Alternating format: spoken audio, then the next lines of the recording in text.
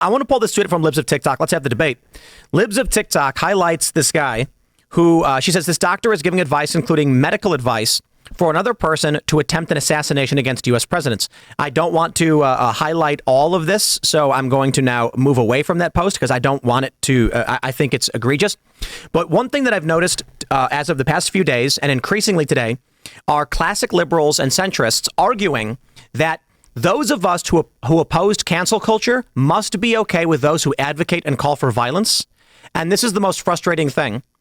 10 years ago, we saw the editor, I think it was around 10 years ago, or maybe it wasn't 10 years ago, it was 8 years ago, or 7. But at some point, the editor-in-chief of the Daily Caller was suspended from Twitter, when it was Twitter at the time, for tweeting "learn to code," but not at anyone. He was explaining the story, and he wrote "learn to code," and they suspended him. We saw waves of suspensions from people saying hashtag "learn to code" is a joke. That was cancel culture. We also, that was the mass censorship regime. We also saw people fired from their jobs for making donations to Donald Trump, to Kyle Rittenhouse. That's cancel culture. Sarah Silverman losing her job because 10 years prior she did blackface. Cancel culture. The idea that at any point when I can't speak for everybody else, was saying, hey, that's against free speech. The idea that would suggest I would ever tolerate people going on X or Facebook and saying, here's what you need to do to succeed next time is an absurdity. And I'm seeing a ton of people be like, now that we have the power of cancel culture, we must not do it. Now, I'll say this. I'm not saying I condone highlighting some Home Depot woman's stupid Facebook post to 10 friends or whatever. I'm not going to defend someone who's saying something like, next time, don't miss. Because that's 1 degree over the line where the person is saying they want it to happen again and they hope they succeed. That is a call for violence. Where is this coming from now that you've got these liberals and conservatives, these like free speech absolutists who are like, we were always in favor of the left calling for violence?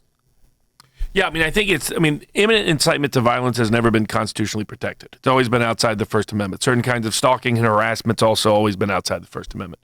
And you can be, as I am, a purist on the First Amendment and its defense and recognize these statements and attitudes and comments are outside of its protection. Some are within free speech, right? So I say it's on the line when someone says, I am upset that this person failed, like they've posted those things. Generic. But if you're giving out advice like the doctor, here's how to do it. Yeah, that strikes me as imminent incitement to violence. That doctor said which drug you should take to stabilize, which rounds you should use at certain ranges. And so you've got this generic push to be like, we shouldn't be canceling people. And I'm like, Libs just found a guy giving instruction on how to do it. It's wild to me that someone sat down and wrote that out. Well, how can you doctor? Right. How can you live with yourself? You're a doctor and you're just like, and then take this drug. Like, what about the Hippocratic Oath? And no moment, first do no harm. Right. And no moment you were like, maybe I don't post this one. No. Well, it's if you think somebody's Hitler, then doesn't everybody celebrate that image? That if you could take out Hitler, that's what's wrong with the leftist ideology of calling everybody Nazis. But I guess my question for all of you guys is, I have said from the get-go, right, when I had that debate on Joe Rogan's podcast, I said Antifa organizes violence. They post where people should be meeting up to engage in violence. Why is that allowed? I thought it was clear going back to 2019 and before that my position was, if you use Twitter as an organizing tool for violence and crime, we suspend you. And you can make an argument about what the First Amendment allows and what it doesn't. I'm saying outright, my line is, don't go on social media and say people should go commit crime and things of that nature. Now that we're actually witnessing people do it, do you guys agree that it is free speech, that people should be allowed to say they want the murder, the death, and they want these things to have succeeded? I think it's the constitutional test of imminent incitement to violence. If it's outside of that scope, it's still a bit of an issue because the scope of First Amendment protection isn't as broad for Twitter as it is for some other settings. But I think at a minimum, a lot of this clearly crosses the line of imminent incitement to violence. So that's where I would draw the line, but I think it varies by individual. But I understand why Libs of TikTok is exposing them. I don't have any problem with people suffering consequence for saying horrific things. I think if you say horrific things, you deserve the whatever consequences come about. It's not just that. You put it on social media, you put it out there presumably so that the world sees it. And then don't complain when someone amplifies your goal of having the world see it and your employer sees it. Now, when it comes to things that I argue would not be incompatible with your job, like I love J.K. Rowling, you get fired as an accountant. I don't see a nexus between those two statements, one that compromises your ability to do your job. A nurse saying, I won't treat X, Y, and Z ethnicities on social media, well, expect it to be put on blast and expect to suffer some consequences. That's not cancel culture. That is, I don't want to use the cliche consequence culture. That's just logical. But the second you put something on social media, you relinquish your right to complain when someone bigger than you amplifies that. And that's what Libs of TikTok does so well. I mean, she holds a mirror to it. That's it. That's all she has done since its conception, is just hold a mirror to it. Yet you have other people flipping out saying, "Oh, you're trying to get me fired from my job." No, I'm amplifying the message that you put out for the world to see. That is merely it. That is it. The mistake that I think we see with, and I'll express my disagreement specifically with Colin Wright, who is arguing against cancel culture and all that stuff right now, is I feel like someone like Colin, and I say this academically, does not have morals. You have a lot of these liberals, these secular centrist types who do not have a strong moral foundation. And they argue, I have a principle, and my principle is free speech. People should be allowed to speak and say whatever they want, et cetera, et cetera. And I think that fails the test of philosophical understanding and moral philosophy. That is, what kind of society do you want to live in? What are the functions and elements of that society? What do they create, and why do they create these things? What do we ultimately want?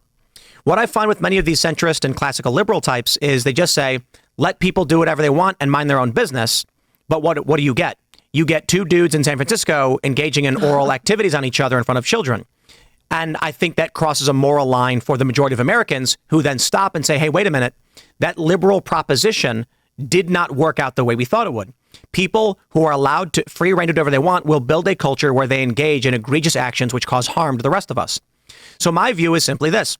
When I say I believe in free speech, I'm not a free speech absolutist. And so therefore, maybe I don't. But my point is, imminent threats of violence, completely agree.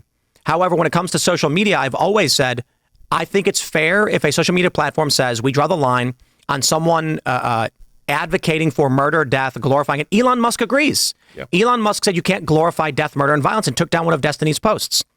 That's a fine standard, in my opinion, because we want to have reasonable boundaries on society for our moral framework. That is to say, if someone goes on Twitter and is a communist and expresses the stupidest opinion in the world, they should be allowed to do that. They're against me, and I will argue that. But if they use that position on top of their ideology to try and strip me of my rights, then I think, well, now we must stop them from causing harm to our society and the world we want to live in. I think too many of these centrists don't understand moral framework. So they just say, all that matters is the hard principle. The question then becomes, what does that produce, and where does your country end up? And, well, we can see it. I watched a video from Tenet Media, Taylor Hansen, of two dudes engaging in adult activities on each other in public in front of children. Is that the country that we all thought we were going to get when we decided that people should have expanded rights and freedoms? Certainly not. So then there should be some threshold where we're like, hey, we're going to draw the line on a moral framework where we say you don't do that in public. Yeah, they used to reserve that for Epstein Island, but now they're trying to normalize it, which is kind of sickening and kind of debaucherous to our kind of society. Kind of. Yeah, I mean, I think there's always been limits, and for example, at any public forum, you can have basic limitations. Certain obscenity can be prohibited, certain kinds of language, certain kinds of ideas can be prohibited, because you want the public forum to be one that everybody wants to participate in, and nobody wants to participate in a Klan rally. So you're entirely entitled to exclude the Klan from that public forum. But I feel like with X and these other larger platforms, the answer was always, if you have a monopoly on the platform, if it is a central public square, then the broader the platform, the broader tolerance you must have for political opinions and ideas. But there's still a place where we draw the line. The idea now that it's hypocritical to condemn those advocating for death and murder because we were critical of people being banned for citing crime statistics, it's ridiculous. The cultural standard of the left during the cancel culture wave was you can't cite facts, you can't state opinions. Meghan Murphy got banned for saying men aren't women, though. Well, even still, this is what Joe Biden and the Democratic Party are doing. Just recently with Title IX, which is people think of it as women's sports. It's broader than just women's sports. Joe Biden illegally and administratively rewrote Title IX, took 37 words in its original implementation, created a new proposal that is now almost 500,000 words, 1,577 pages from a brief paragraph. But in this, now your speech is compelled. He says You are guilty and charged with sexual harassment if you participate in hate speech. But who defines hate speech? Who defines it? And all Democrats, all 205 of them who voted, just 2 weeks ago, voted in favor, actually in opposition of the CRA that would have prevented this. Every single Democrat, mothers and fathers of their own children, voted in opposition to this. Thanks for watching this clip from Timcast IRL. Make sure to check out the live show Monday through Friday at 8 p.m. on this channel. Subscribe and we'll see you all there.